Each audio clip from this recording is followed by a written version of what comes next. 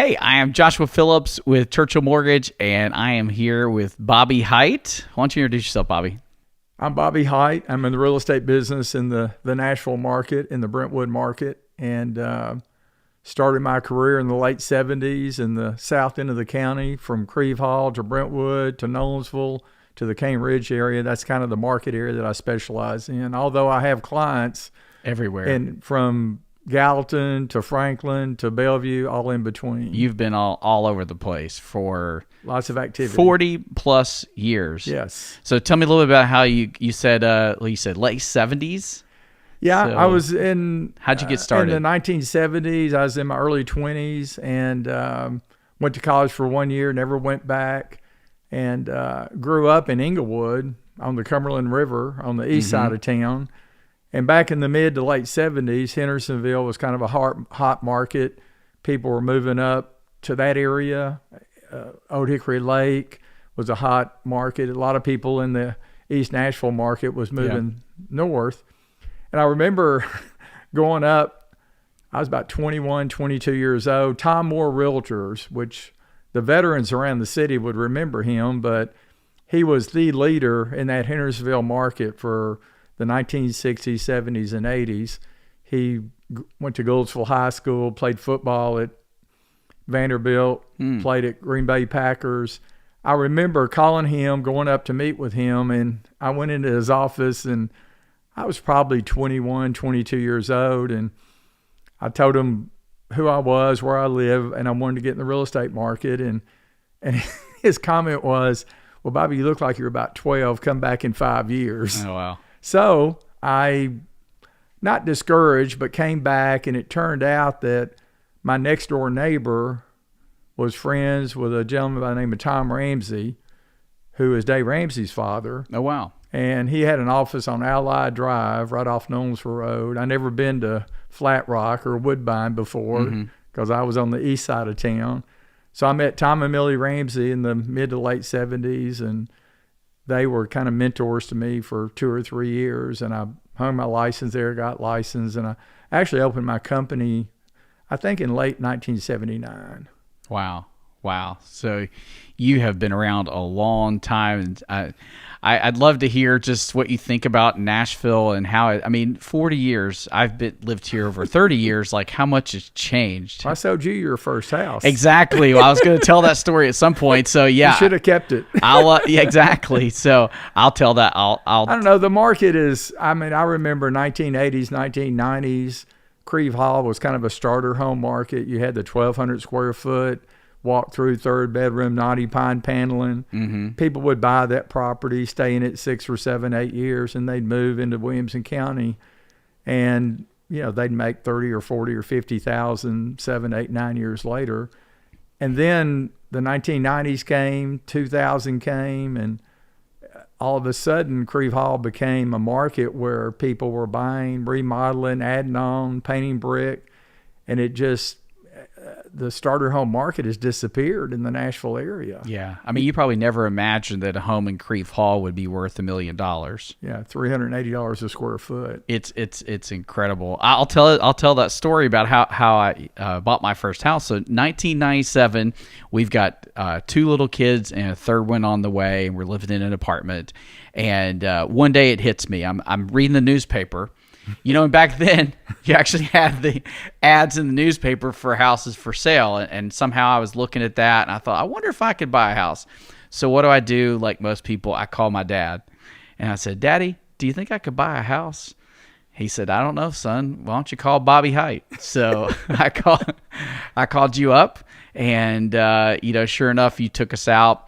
As I recall, you showed us about 5 or 6 houses, and I think you'd planned it well because the first 5 were not, they were fixer-uppers for sure. The last house was small, but it was just really nice. It was a 1,200 square foot home. We bought it in Antioch for $85,000. Yep. What a starter home. Sure. Now, the interest rate was 8.5%, but we didn't care. We were just happy to be in a house, and it was a perfect house for us. Like you said, for 5 years, we sold it. We made about $30,000. That was normal back then. So what do you think about the real estate market today? Well, I'm thinking about your story because there were a group of realtors that would meet at Harding Place and Knowles Road. There was a Shoney's there. Mm-hmm. And I remember kind of stumbling into that group of guys. They were 50, 60 years old. I was in my late 20s. This is like late 70s, early 80s. And I kind of joined their breakfast club, and they were all kind of mentors to me. Yeah. But Mr. Oaks was a very seasoned veteran in the industry. He put the Opryland deal together. He was very successful in the Brentwood, the south end of the county market. I remember him telling me one time, he said, Bobby, the best real estate market is a relaxed market. A relaxed market. Yeah. And when I'm giving you the definition, you're going to say that has got so much wisdom 40 plus years later. Mm-hmm. I said, what does that mean? He said, when it takes 30 to 45 days to sell a house. Gotcha. That's the best real estate market. 30, 45 days to get a contract, yes. Basically. Yeah. Back in the days when, it would take a few weeks. Yeah. And the other thing he told me, he said, you can make a lot of money selling houses for people, but you can get wealthy by buying houses and keeping them. And he said, don't be afraid to pay fair market value for something, for an investment. 5 years from now, you'll look like you're the smartest investor ever. So I took his advice on both categories, and I've been very blessed with lots of properties over the years that I bought and sold and redid, that kind of thing. Yeah. So I just remember that season of the 80s and the 90s where, the 30-year-old couple starting out could buy a house. Yeah. And today, it's very difficult. The average, I'm putting a house on the market in the Aberdeen Woods area, and it's a $800,000 house. And I hate to say this, it's almost like a starter house. I mean, it's a very beautiful home, mm-hmm. but I had an open house there Sunday, and a young couple walked in, and they're looking for their first house. And who would have thought that a young couple would be looking in the 800,000 plus range for a starter home. Yeah, we've talked about this before, but it is very unfortunate today. I mean, you probably would have to make a six-figure income. Yeah, you definitely would have to make a six-figure income to buy that type of house and to be a first-time home buyer. Yeah. So it's been unfortunate that it's really pushed out the my kids can't even believe that I bought my first house for $85,000. And of course, you go back a couple generations, people were paying $30,000, $40,000. So that is the nature of things. So I'll say the one thing about you is that you absolutely love real estate. I mean, I don't know that every real estate agent out there loves it, but you love real estate. You love homes. You love buying homes. You love the story about homes. Mm-hmm. You know a lot about the homes. I remember our daughter and son-in-law bought a house in Antioch, and I'm telling you what street it's on. Mm-hmm. And you're like, yeah, I know that street, and I know a couple people that have bought on that street. Like you're just an encyclopedia of information about homes. So what is it about homes that you love so much? Well, I guess I'm just sold on the long-term investment. And even in this market that we're in right now, I mean, I've seen properties that I sold 2 years ago that have already gone up $75,000, $100,000 in a 24-month period. Yeah. It's hard for me to imagine the continuation of the appreciation, but I think it's still the best place to put your money. And I have a lot of people that call and they want to go to their second house. And I say, can you afford to keep your first house for as a rental property? Yeah. And some can, some can't. And so it's just from an investment standpoint, it's you can take that asset, go to the bank, leverage it. You can't do that with mutual funds or retirement accounts or things like that. Sure. I don't think you can. I'm not in that market. Sure. But I just believe that the real estate is your best investment. The single family brick home. I bought homes in the blue collar areas of Nashville that are now hot zip codes. Mm-hmm. And I bought houses, in Williamson County, in Bellevue.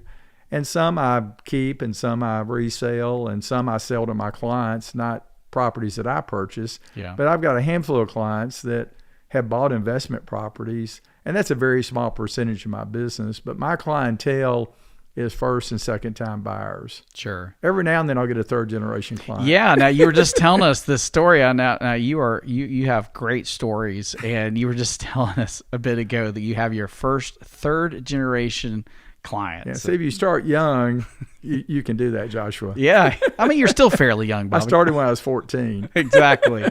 So yeah, you were saying a third generation. Now So I had a client that had sold in the 1980s that lived on Harding Place, and then the daughter and son-in-law sold a house to them on Trousdale, and of course my client that was World War II generation, they've passed away.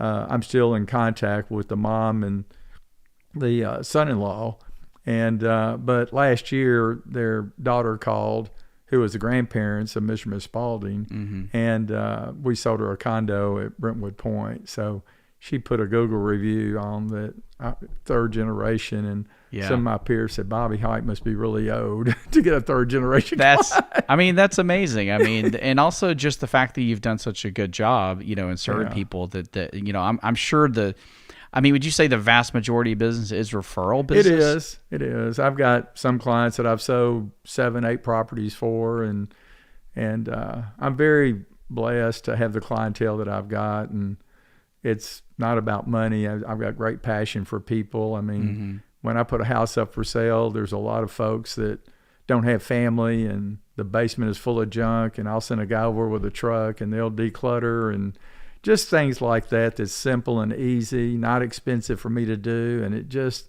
takes a little bit of stress out of the transaction. So I try to look for needs that they have that I can meet other than just getting them top dollar for the property. Yeah, that's awesome. That's awesome. So one of the things you're also, I think, a fascinating salesperson. You have been very old school, I would say. I don't even know if you still have the index cards, but I always found that fascinating. In the trunk of your car, you had index cards where you would keep notes on. I mean, so you're world class, I think, in terms of your follow up. You're staying in touch with people. It still works. Are you still using the index cards? Well, mostly in the computer now, but I've got somebody behind me that I'm still a pen and paper guy, but thank goodness I've got a staff behind me that is computer, and we do a lot of follow up like that. We finally got you on the smartphone too. You did. Yeah. So you got a team that's helping you, certainly serve people. But my goal is to be face to face with people, and see what kind of needs they've got, what I can do to help them. And it's a very competitive market, and we've got a lot of great realtors in the area that do a really good job. Sure. So I'm very blessed to have the clientele that I've got, and the reputation I've got that I've worked really hard to protect and to nurture in this marketplace. Yeah. Any advice to someone thinking about buying a home? Is now a good time to buy a home? How about that question? Yeah. Interesting. The mortgage business that you're in, 6.5% is a great interest rate. I mean, I bought houses at 10%, 12%. You probably did too at some point. 8.5%. Yeah. And so I think the 3.5 or the 3% rate, I'm not sure if that'll ever come back. But I think there's still a market out there. And what I'm seeing, that homes, a lot of houses, if they're priced right, are going under contract within 2 to 3 weeks. There's still some properties that are sitting there, and it usually gets to a price issue. And it's a very difficult job for the agent, the broker, to really know the value of a house. I'm still surprised at some of the comps that I pull. Yeah. And it's hard to explain. So your experience tells you one value, like your just initial impression, but then you do the research and it's usually worth more. Yeah, I mean, data is important, but being hands-on in 3 or 4 zip codes, I just have a feel, I have a gut when I walk into a piece of property. And a lot of my properties go under contract, even in this market, 30 days or less. Yeah. But it's still, I don't want to call it a guessing game, but Zillow will give you an estimate, and the comparable market analysis will give you but there's still things about condition and value and neighborhood feel that comes into value. It's more than just square footage. Yeah. So now I'd be remiss if I didn't mention that in addition to doing real estate, you also have your insurance company. So a couple of things that we did. Property management, we're very active in that, and probably 1990s I added a property and casualty agency. I've got 2 ladies that run that, so we've got contract from 5 major carriers, and that's worked hand in hand with the real estate market, the PNC market, home and auto and umbrella. Susie and Beth are involved in that. We've got thousands of people insured, and again, 3 or 4 zip codes. And the two markets kind of complement each other. And I've got some clients that I handle their insurance, we handle their real estate. I've got some clients I just do their real estate, and I've got some clients that just do they've got relationships. Exactly. So how much, this may be a question you don't know, or how much longer do you think you'll be doing real estate? Oh, for another 20 years anyway. another 20 years. You'll be retired before when you think about the last home you sell, I mean, you might sell that home for $5 million. Who knows? Who knows where real estate will be at this time? Yeah. Well, cool. Well, it's good to chat with you. Sure. I love our lunches, and you've got some great stories. I do see when we go to eat in Brentwood, you're like the mayor of the area. Everybody knows you, and we've all seen your signs everywhere, and I think you're successful because you genuinely care. And I love that you said that, hey, I'm not just interested in making money. I'm interested in serving people and loving on people, and I know you take care of a lot of elderly people and people maybe in their final home, and so it just takes a lot of care and love, and that's a big part of why you've been successful. Yeah. So, well, thank you for all that. All right, good to have you, and we'll have to do this again. I'm open. Thanks.